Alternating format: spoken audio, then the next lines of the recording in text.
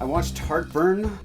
Jack Nicholson. Jack Nicholson, Meryl Streep, directed by Mike Nichols. I'm kind of amazed people don't talk about this movie more. But they were talking about it at the time. Heartburn just kind of like, hey, look at all these people. And then it's like, nothing. It's not even considered the best movie with those two actors in it. That would be Ironwood.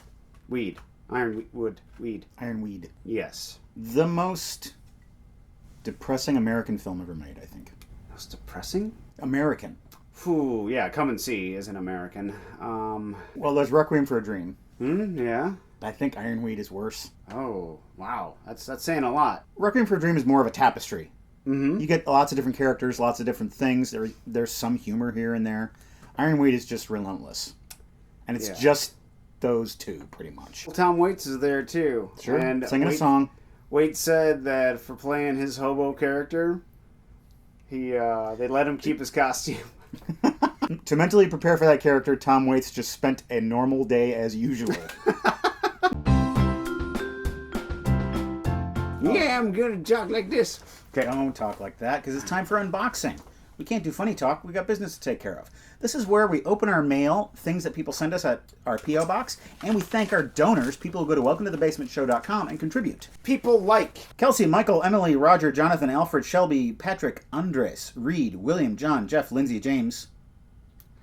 I was just thinking about how I haven't even been thinking about making any movements with my face mat. Anthony, Andrea, Martha, David, Keenan, who says, I was just curious if you guys have ever seen the movie He Never Died, starring Henry Rollins. Keep being amazing. Haven't seen it. No, haven't. Last time I saw Henry Rollins act was in a really funny Portlandia sketch. Yeah? Yeah. The rest of our donors later in the show. This is from Fergus in Orkney, who says, thank you for continuing to create such a fantastic show. You folks have helped me smile when I'm at my lowest and made the good times even better. Kirkwall in Orkney. Our pleasure. This is from Andrew, Seaside Heights, New Jersey.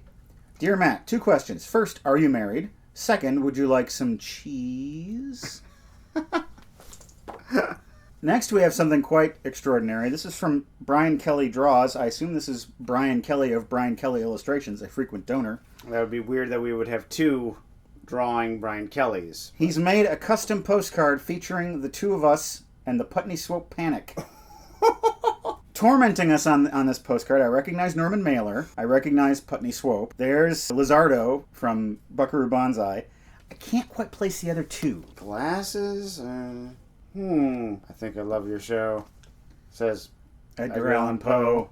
Brian Kelly, leave a comment on this video and let us know who the other 2 guys are. This is a homemade postcard from Emily. There we go. My friend Spencer makes these postcard collages with comic books and Mod Podge. I turned him on the Blank Society channel. She wants to know any favorite horror films. I would say The Thing. It's also funny. It's a great story, great setting, great cast. I don't have any specific ones, but as you know, I don't like to be actually scared when watching horror, so I prefer horror movies that have an element of humor. Your Evil Deads, your What We Do in the Shadows, things like that. Written on this in ransom note form, I sigh in the eye of everything you hold dear. Read about me in the morning paper. Look for me in the evening noose. Is that from the Zodiac Killer? James in Leeds says, hi guys, life has been a bit of a roller coaster for my wife, Leanne, recently. I'm sorry to hear that. She adores your show, and a thumb kiss from you both would really make her day. Oh. This is what I'm going to do for Leanne.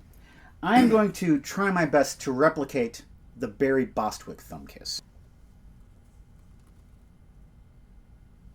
That was for you, Leanne. All right. We've got an envelope here from T.A. Epley. Oh. And somebody sent us a telegram. Oh. Is it from BlackRock? Seems as though we are the intermediaries in a friendship. Matt and Craig, please forward these to Aaron in Hell's Kitchen. Or barring that, make use of them as you see fit. This is a telegram, folks. Look at that paper. Look at that. I don't know. Look at this. Have we ever received one of these before? I think we did, right after we talked about telegrams. This is from Carr, K-A-R, in Holbrook, New York, to Messrs. C. Johnson and M. Sloan. I wanted to thank you for making the last 2 years in grad school a little less stressful. Welcome to the Basement and Beer Bar. It's been a bit of sunshine and an otherwise brutal thesis. I lived with someone while they were doing their PhD thesis. It's a tough time. I tried to collect postcards during my adventures at NYU for Craig, but they were lost somewhere. in my move home, but I hope this novelty telegram makes up for that. Wishing you well, and with a thumb kiss, Carr. Thanks, man.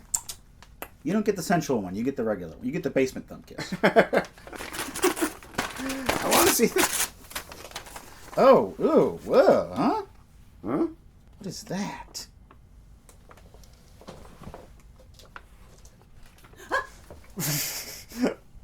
Let me see it, Matt. Yeah, hand it over. It's all right. It's been processed. Seems to be some sort of coaster made out of fur. Oh, my cats are going to love that. Hi, Matt, Craig, and Tona. Greetings from donor Philip and Emma from Sweden. We're on vacation in Visby, Gotland for the medieval week. Thanks for the amazing show. Here's a piece of rabbit fur from the market. Oh, the Gottlieb Market. Well, this will be well enjoyed by Sadie and Cecil. This is the biggest medieval church in Visby. The biggest? The inside of St. Catherine, a Franciscan church finished in 1250. And obviously unfinished later because it's a ruin. And here are the Knights of Medieval Week.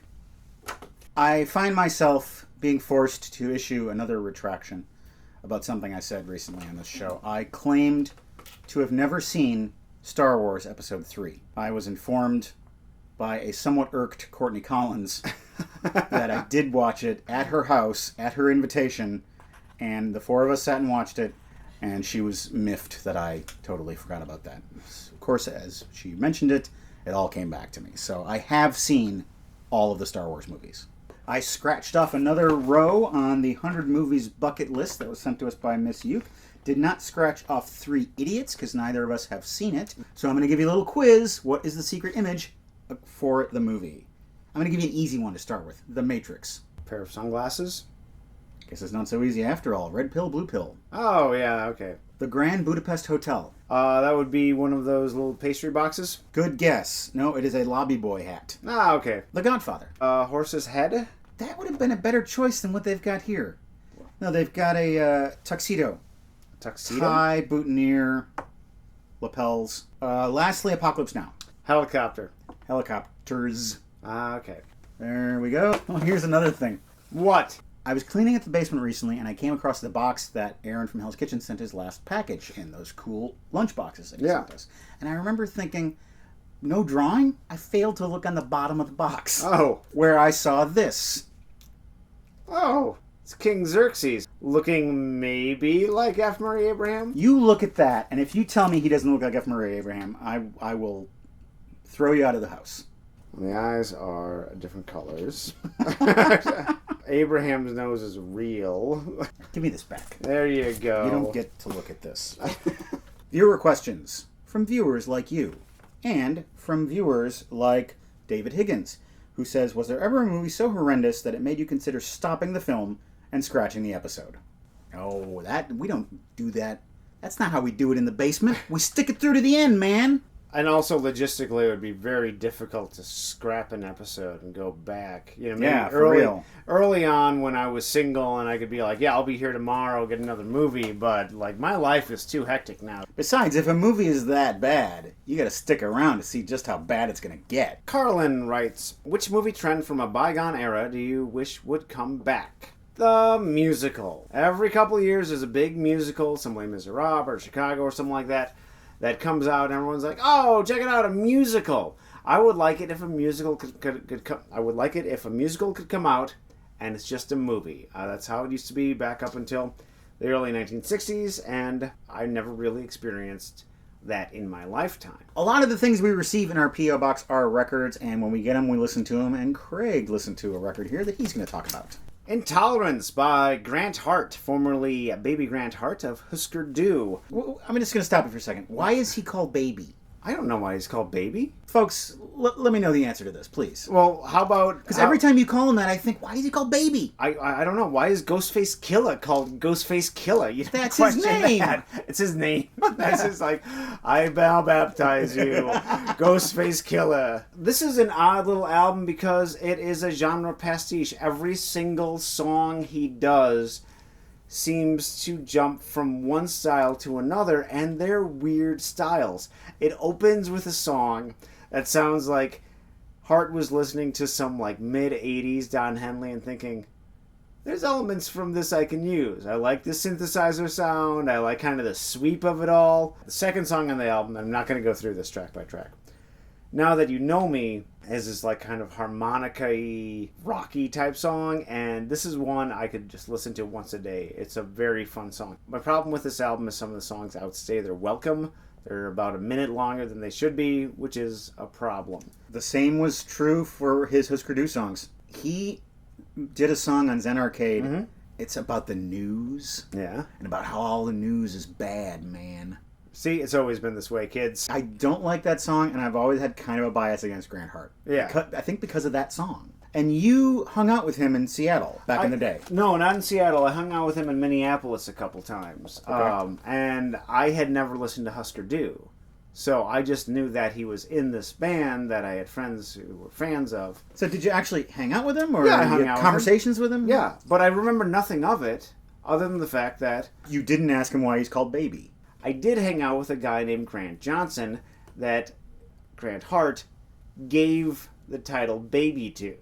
So he was Baby Grant Johnson. That could have been you. You could have been Baby Craig Johnson. If I would have hung around Grant Johnson long enough until he's like, I don't need this anymore. It's at this point in the show when we recommend an episode from our back catalog, something that you should revisit or watch for the very first time if you haven't seen it. Episode 75, The Phantom of the Paradise. Oh, yeah. This is one of Brian De Palma's first films, and he came out swinging. This is a musical of sorts. It makes strange and daring casting choices. And we had a lot of fun with it on the couch, as you will see if you watch that episode. The remainder of our donors, Abraham, Luke, Thomas, Robert, Philip. Just heard from Philip. Abraham, I said that already. Just heard from Philip. Eric, Stephanie, Catherine, Kieran, Brian, Grant, B.A., Mikey D., Chris, Laura, Kai, Sean, and Tar Heel Custom Woodworking. Thank you, Mr. Custom Woodworking, and everyone else. And now, The Ford Report. My quest to watch 13 movies by legendary grizzled filmmaker John Ford in 2018 continues.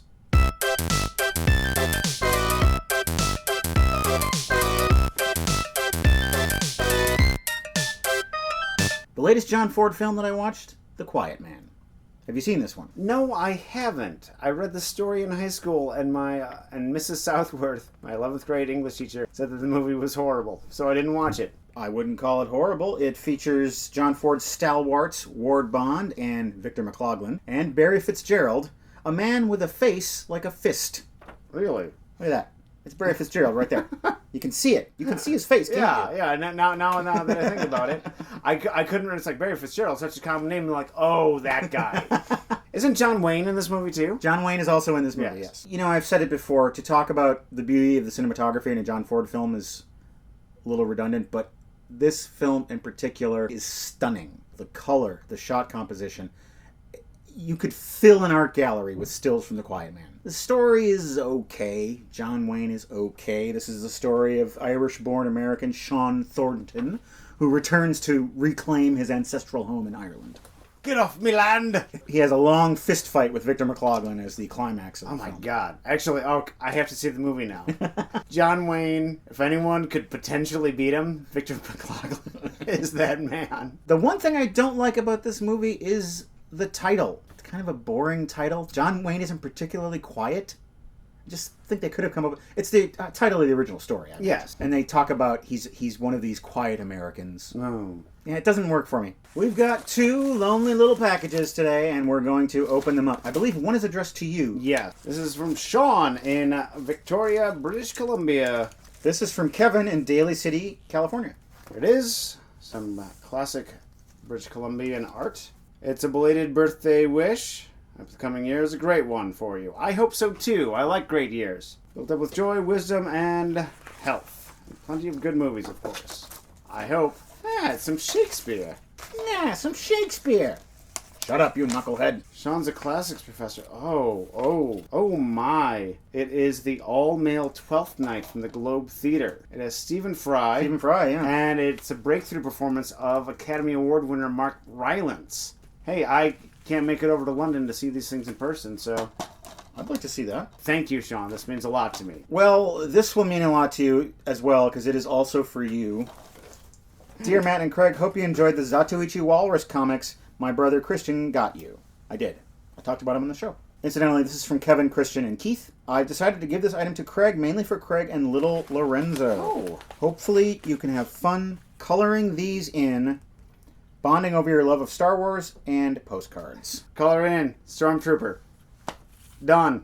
That's all for us here on Unboxing. You can send stuff to our P.O. Box. You can go to welcometothebasementshow.com and see what we've got there. And you can also watch this